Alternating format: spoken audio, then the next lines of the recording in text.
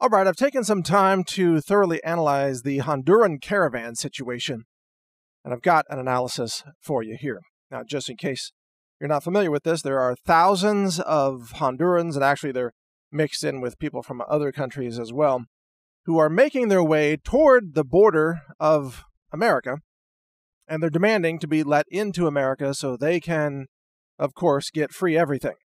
I mean, they want citizenship, they want entitlements, they want to cash in on the entitlement mecca that America has become, and just as importantly, they are fleeing their own home countries, which are essentially collapsed nation states because of government corruption and socialism. And that's why they're fleeing, because socialism doesn't work. They're in economic poverty at home. And really what these people need is more freedom, more liberty at home, rather than free handouts from America. But that's a whole nother podcast. But here's the thing. These caravans have obviously been timed to arrive at the border right before the midterm elections. And in fact, they're not walking. If they were walking, it would take them many weeks to get to America, like actually a couple of months. They're being carried on vehicles, on buses, and transport vans and so on. So it's a caravan. I guess it's a mechanized caravan, like an invading army, a horde of migrants that are mechanized. That's what's coming to our border with all their demands and all. Instead of carrying rifles, they're carrying babies. Instead of army boots, they have like torn up sandals to try to look as impoverished as possible. And they are impoverished. I'm not saying that that's theater, but the organization of the caravan is obviously theater. And by the way, I feel for these people. I have compassion for fellow human beings. And that's why I've said we need to spread liberty and democracy everywhere around the world, because that is what creates abundance. What these people need is freedom at home, political freedom, freedom to speak, First Amendment, a Second Amendment. They need to be able to defend themselves against tyrannical authoritarian regimes. So really, long-term, the best thing that we can do to help everybody, including all these migrants, is not just take them in and give them free stuff, but send them home and promote liberty in their homes. Get rid of corrupt governments. Promote a First and Second Amendment everywhere around the world. These kinds of solutions. Have free market economic systems and stop sending all this financial aid to Guatemala and Honduras and other countries. That aid doesn't go to the people. It goes to the corrupt regime officials who use that money to, of course, buy weapons so they can control the population, even though the population doesn't have a Second Amendment right. So the money that we send to these countries just goes to make tyranny even worse. So we got to stop the financial aid to these collapsed nations. It's not helping the situation. It's probably making it worse. But this calculation, this theater of all these thousands of people. By the way, there's a second wave that's already begun. So it's not just the first wave of Hondurans, like 7,000 or 8,000 now, probably going to be 10,000 shortly. It's also, there's like a second wave of a few thousand people that has cropped up. So now this is like a multi-wave invasion. And of course, this is being pushed by the Democrats. Probably Soros, the globalist, is behind this, although we don't have any direct evidence of that yet, but it's the kind of thing that he does. And we have seen video of people being paid cash who are part of these caravans. They just hand out cash to all these people. Like, hey, you made it to this checkpoint. Here's another $20 or so. They're being paid. So this is an organized effort. Somebody is paying them.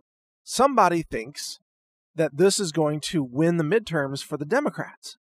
And I got to say, my analysis, I've waited a few days to do this podcast because I was so astonished at first. I thought, well, am I missing something here? Because my analysis is that this is going to hurt the Democrats in the midterm elections, and the Democrats are they're so detached from reality that they don't even know that. They think that thousands of migrants, barbarians at the gate, pounding on the doors at the border, is going to help the Democrats get elected. No, it isn't. The average American is going to look at that and say, whoa, we better not elect Democrats because they'll abolish ICE, right? They'll close down the entire border security force and just let everybody rush in. Then there's going to be not just 10,000 migrants, but 100,000 or 1 million. It's going to be an invasion of America. Even the average Democrat American person is looking at this and saying, wait a second, we got to have some limits here. I mean, for God's sake, yeah, we love humanity. We have compassion. We have empathy. And, send them some blankets or something, but, emergency supplies and so on. But you can't just let everybody in who just shows up, and their claims of political asylum are bogus. They're not political targets. They're showing up because they want free stuff, or they want a job. They want to work in the strawberry fields of California, for example. They just want to make money. That's not a legitimate asylum claim, and those need to be rejected. But the theater, the video of all these thousands of people pounding on the gates at the border, this is going to totally freak out the voters, and they're going to vote against the Democrats. I think this is going to backfire in spectacular fashion. This could be the biggest mistake the Democrats have made in years. I guess the other big mistake being nominating Hillary Clinton for president. Got to applaud them for that one. Nice going. Nice going. So, you stole the Democrat primary from Bernie Sanders. You had a corrupt Hillary Clinton just take all the superdelegates. And then Hillary Clinton got the nomination, and then she went on to lose the presidency. Why? Because she's unelectable. Because even young Democrats today look at Hillary Clinton and are like, she's like a gangster. She's like a mafia boss. She's scary. All right? And that doesn't even get into the demonic aspects of what she has become or who has inhabited her body. I don't know. Who knows? But I'm not even joking. That's just half joking. But nevertheless, Democrats have miscalculated this. They're going to lose because, what we should be doing, all of us who love America, we should be sharing all the videos and photos of this horde, hordes, multiple hordes of migrants demanding to be let into America. That's like the best campaign ad for building a wall imaginable. The GOP should show videos of all these migrants trying to bust into America. It's terrifying. If you're an American, you've been paying taxes, right? You are, you're someone who's been contributing to society in whatever way you do. You have a job, maybe you have a business, maybe you hire people. You grew up in America, probably. You live here. You've been paying taxes. You've been participating in elections and so on. You are part of the culture of America. And then all of a sudden, you want these thousands, maybe tens of thousands of impoverished, uneducated socialists shows up and just says, give us all free stuff and give us passports and give us voting rights. Like, what? No. You didn't earn that. You're Honduran. Go home to Honduras. Go home to your home country. Fight for freedom there. You don't just walk up to your neighbor's house that you don't know, just like bring a crowd of 100 people, just barge into their front door and say, we're your neighbors and we think we own your stuff. Give us money. Give us everything you own. We deserve freebies. We're here. You have a right to say no to who you let in. You don't have to let everybody in your house. You don't have to let everybody in your country. You don't have to let everybody in your yard. There are boundaries. There are borders for a reason. We love immigrants. My wife's an immigrant, by the way, in case you didn't know that. We love immigrants, but we want the good ones. We want to pick and choose. It's a merit-based system. Just like if you were the captain of a kickball team back in the first grade, and you get, how you take turns picking people for your team. So who do you pick first? So you pick the good ones. You pick the best kickers, the fastest runners. You pick the people who are going to help you win. And that's the way immigration should be. You pick the winners. Everybody can apply. No harm in applying. Go to your local consulate. Go to the embassy somewhere. Apply for citizenship. That's great. We'll take your application. But we get to look at all the applications, and we get to decide which ones we want. We want the good people. We want people who create businesses. We want people who have investment money. We want highly educated people. We want pro-liberty people.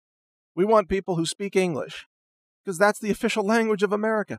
We want people who who recognize and honor liberty. And we have the right to choose those people. You can't just show up and demand to be let in. And that's what these migrants are doing. And most Americans agree with me on this point.